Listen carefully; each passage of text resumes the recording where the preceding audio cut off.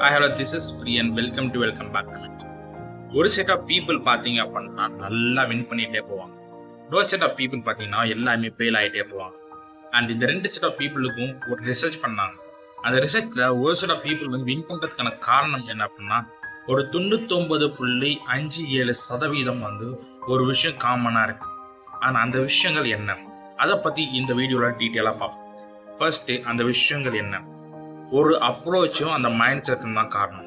அவங்க என்ன அப்ரோச் எடுப்பாங்க, அதாவது அந்த 99.57% பீப்புள் இருக்காங்கன்னு சொன்னல, அந்த பீப்புள் எல்லாருமே வந்து தன்னைத்தானே செல்ஃபா வின் பண்ணாங்க. அப்படி அந்த செல்ஃபா வின் பண்ணுறதுக்கு என்ன காரணங்கள்லாம் இருக்குது அப்படின்றத பார்ப்போம். ஒரு சின்ன எக்ஸாம்பிளோட நம்ம ஸ்டார்ட் பண்ணுவோம் இந்த வீடியோவை. ஃபர்ஸ்ட், இந்தியாவில் இருக்கும் எல்லாருக்குமே என்ன தோணும், இந்தியாவோட மார்க்கெட்டும் சரி, இந்தியாவோட கரன்சி மதிப்பும் சரி எல்லாமே டவுன் ஆயிருக்கு அப்படின்றது எல்லாருக்குமே தெரியும். அப்படி இந்த சிச்சுவேஷன்ல நம்ம என்ன நினைப்போம், ஒரு இந்தியனா இந்தியாவில் வாழ்றது விலை வந்து கம்மியாயிட்டே போகுது. இந்தியாவோட வேல்யூ ஃபாரின்ல ஒரு அமெரிக்காவா இருந்தா இன்னும் நல்லா இருந்திருக்குமே. உலக அளவில் பார்த்தீங்க அப்படின்னா குளோபல் விஷயத்துல பார்த்தீங்கன்னா அமெரிக்காலாம் டாப்ல இருக்கு. இப்போவுமே அமெரிக்கா எடுத்த டிசிஷன்ஸ்ல எல்லாருமே வந்து அஃபெக்ட் ஆகுறாங்க. அப்படி அந்த விஷயத்துல என்ன மாதிரி ஆஸ்பெக்ட்ல நம்ம இருக்கிறோம் அப்படின்ற விஷயம் தான் மெயின். ஒரு இந்த மாதிரி அமெரிக்காவில் இருந்தால் நல்லா இருக்கும் அப்படின்ற திங்க் பண்ற தாட் ப்ராசஸை இன்னும் ரெண்டு செட் ஆஃப் பீப்புளாக திங்க் பண்ணி பார்க்கலாம். இன்னும் பெட்டரா வந்து இன்னும் பெர்செப்ஷன் அண்டர்ஸ்டாண்ட் பண்ணலாம். ஒரு விஷயம் என்னன்னா, ஃபர்ஸ்ட் இந்தியாவோட எக்ஸ்டர்னல் வெளியுறவுத்துறை அமைச்சர் அவர் என்ன பண்றாரு, அவரோட பசங்களும் சரி அவரோட விஷயங்களும் சரி எல்லாருமே யூஎஸ் சிட்டிசன். இதை நார்மல் பீப்புள் பார்க்கும்போது என்ன நினைக்கிறாங்க, ஒரு அமெரிக்காவில் இருக்கும்போது நல்லா இருக்கும் அப்படின்ற மாதிரி நினைக்கிறாங்க. S, of course. பட் ஆனால் சிச்சுவேஷனும் என்விரான்மெண்ட்டும் டிஃப்ரெண்ட். அதாவது நார்மல் பீப்புளோட என்விரான்மெண்ட்டும் அந்த சிச்சுவேஷனல் ஃபேக்டரும் சரி எல்லாமே ஒரு டிஃப்ரெண்டான ஆஸ்பெக்ட்ல எந்த சிச்சுவேஷன்ல எந்த மாதிரி அப்ரோச் எடுக்கணும் அப்படின்ற மைண்ட் செட்டு தான் மெயின். சரி, ஓகே. இதுவே அம்பானியும் சரி அதானியும் சரி உலக அளவில் எவ்வளோ காசு இருந்தாலும் அவங்க ஏன் மற்ற நாட்டுக்கு போல, எதுவுமே சிச்சுவேஷன் ஃபேக்டர் தான். சரி, ஓகே. இந்த ரெண்டு சிச்சுவேஷன்ல நமக்கு ஒரு ரெண்டு கிளாரிட்டி கிடைச்சிருக்காது. இன்னும் வந்து நான் இன்னும் பெட்டரா நான் உங்களுக்கு சொல்றேன்.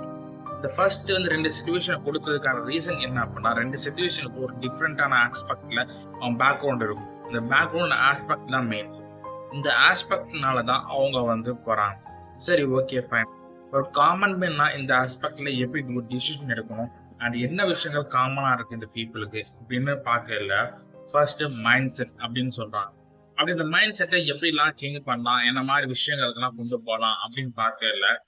ஃபர்ஸ்ட் பீப்புள் இருக்கிற பிளேஸ்ல சரி அந்த விஷயங்கள் சரி என்னால முடியாது அப்படின்னு திங்க் பண்றதுனாலதான் நிறைய பீப்புளால ஃபெயிலியர் ஆகுறாங்கன்னு சொல்லிட்டு 78 கிட்ட சொல்றாங்க ஒரு சார். அதே மாதிரி மிச்சம் இருக்க 22% வந்து என்ன சொல்றாங்க அப்படின்னா என்விரான்மெண்ட்டை காரணங்கள் குறை சொல்றாங்க. அதே மாதிரி என்விரான்மெண்ட் சரியில்லை அப்படின்றத சொல்றாங்க.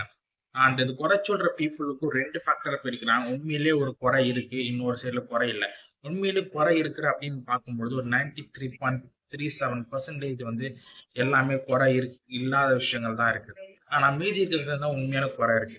அப்படி அந்த விஷயங்கள் என்ன மாதிரி ஆஸ்பெக்ட்ல தாட் ப்ராசஸ் என்ன வருது அப்படின்றது தான் மெயின்.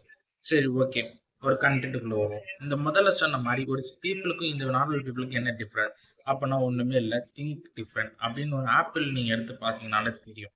ஆப்பிள் பார்த்தீங்க அப்படின்னா ரொம்ப வருஷ கணக்காக பார்த்தீங்கன்னா லாங்கஸ்ட் அவங்களோட பிராண்டும் சரி எல்லா விஷயத்தையும் டாப்ல போயிட்டு இருக்கும்.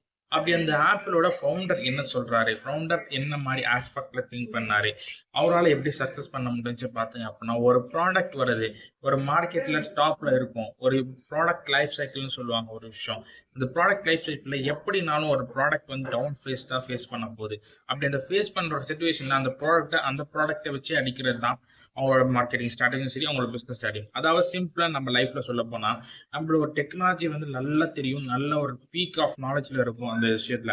பட் நம்ம அடுத்த விஷயத்துக்கு நம்ம போறதுக்கு நம்மளோட வர முடியாது. ஏன் அப்படின்னா நம்ம வின் பண்ணிட்டு நல்லா சக்சஸ்ல இருப்போம். அதாவது சிம்பிளா சக்சஸ் அப்படின்னு சொல்றது வந்து இன்னுமே இல்லை. நீங்க நல்ல ஒரு இன்ஜினியரிங் படிச்சிருக்கீங்க, உங்களுக்கு இன்ஜினியரிங் பிளஸ் எலக்ட்ரிக்கல் விஷயங்கள் பத்தி எல்லாமே தெரியும் அப்படின்னா இந்த எலக்ட்ரிக்கல் விஷயம் தாண்டி நம்ம பண்ண மாட்டோம் இதுவே டாப்ல இருக்கும்பொழுது. பட் அதுக்கு அப்படி இல்லை. அந்த டாப்ல இருக்கும் பொழுதே அதுக்கு என்ன பாதகங்கள்லாம் நடக்கும் ஃபியூச்சர்ல, அந்த விஷயத்த ஈவன் அந்த எலக்ட்ரிக்கல் விஷயம் நம்ம தெரிஞ்ச ஒரு ஸ்கில்லே வந்து ஃபியூச்சர் இல்லாம போகும். அந்த ஸ்கில்ல இன்னொரு ஃபர்தரா புதுசா வர விஷயங்கள் பண்ணிருந்தோம் அப்படின்னா அதுதான் பெட்டரா இருக்கும். அதே தான் ஐஃபோனும் சரி அந்த மாதிரி விஷயங்கள் பிசினஸ் ஸ்ட்ராட்டஜி பண்ணாங்க. அதான் ஸ்டீவ் ஜாப்ஸ் பண்ணாரு. சரி, ஓகே.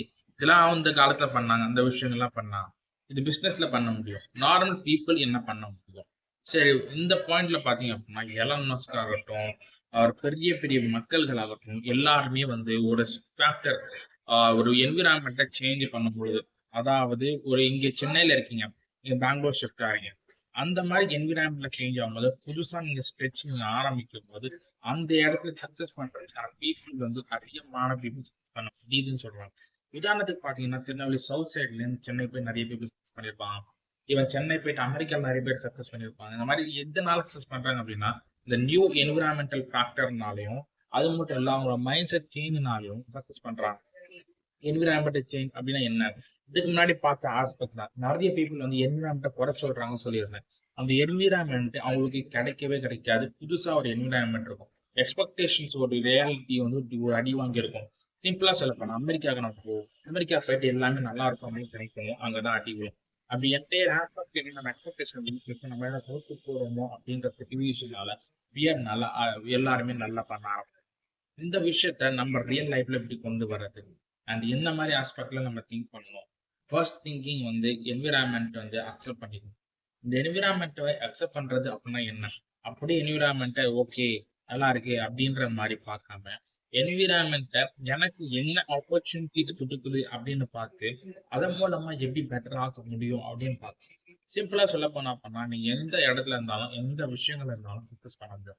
அது எல்லாமே என்விரான்மெண்ட் டாக்டர் எதுவுமே கிடையாது. சக்சஸ் பண்றதுக்கு எல்லாமே மைண்ட் செட் மட்டும்தான் முக்கியம். ஈவன் இந்த உலகத்துல நிறைய பீப்புள் வந்து சக்சஸ் பண்ணியிருக்காங்க. லைக் எப்படி பாத்தீங்க அப்படின்னா எலான் மஸ்க் ஆகட்டும், ஸ்டீவ் ஜாப்ஸ் ஆகட்டும், ஈவன் வேரன் பஃபட் ஆகட்டும், இப்போ ஃபுட்பால்ல பெரிய பிளேயரா இருக்கு ஹாலண்ட். அப்படியுமே பாத்தீங்கன்னா எல்லாருமே டிஃப்ரெண்ட் அப்ரோச்சஸ் இருக்காங்க. இந்த அப்ரோச்சஸ் எல்லாமே ஒண்ணு எடுக்க மைண்ட் செட்.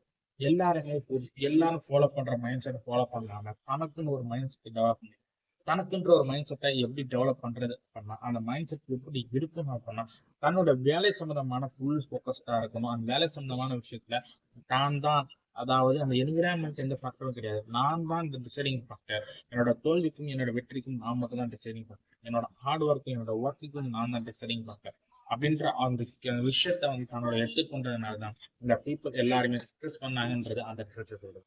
சரி, ஓகே. இந்த விஷயத்த எல்லாமே நம்ம சக்சஸ் பண்ணா ஃபாலோ பண்ணா சக்சஸ் பண்ண முடியுமா? அதுக்கும் தாண்டி ஒரு விஷயங்கள் இருக்கு.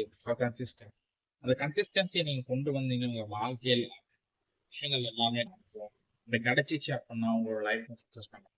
இது இந்த மெயினா பாத்தீங்க அப்படின்னா சக்சஸ் அப்படின்ற 99% வந்து ஃபெயிலியர் நடக்கும். இந்த 1% சக்சஸ் தான் மொத்த 99 ஃபெயிலியரும் தோற்கடிக்கும்.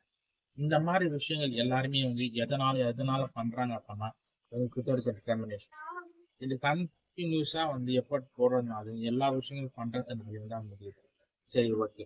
இந்த வீடியோல என்ன மாதிரி ஆஸ்பெக்ட்ல பார்த்தோம் அப்படின்னா ஒரு விஷயங்கள் சக்சஸ் பண்றதுக்கு இது என்விரான்மெண்ட் ஃபேக்டர் அப்படின்னு நம்ம சொல்லுவோம். அந்த என்விரான்மெண்ட் ஃபேக்டர் மட்டுமே காரணங்கள் கிடையாது. அதை தாண்டி ஒரு விஷயங்கள் இருக்கு. அதை தாண்டி மைண்ட் செட் இருக்கு. இந்த மைண்ட் செட் மட்டும் உங்களுக்கு கரெக்டா இருந்துச்சு அப்படின்னா உங்களுக்கு அந்த வேல்யூ வந்து கிரியேட் பண்ண முடியும். அந்த வேல்யூ கிரியேட் பண்ணிட்டீங்க டிஃப்ரெண்டா பண்றீங்க அப்படின்னா எந்த உலகத்துல சக்சஸ் பண்றது ஈஸியா இருக்கு. ஆனா சக்சஸ் பண்றதுக்கு முன்னாடி 99% ஃபெயிலியர் ஆகும். அந்த 99% ஃபெயிலியர் வந்து மறைக்கடிக்கிறது 1% அப்படிதான் இந்த உலகத்துல நிறைய பேர் சக்சஸ். தேங்க்யூ.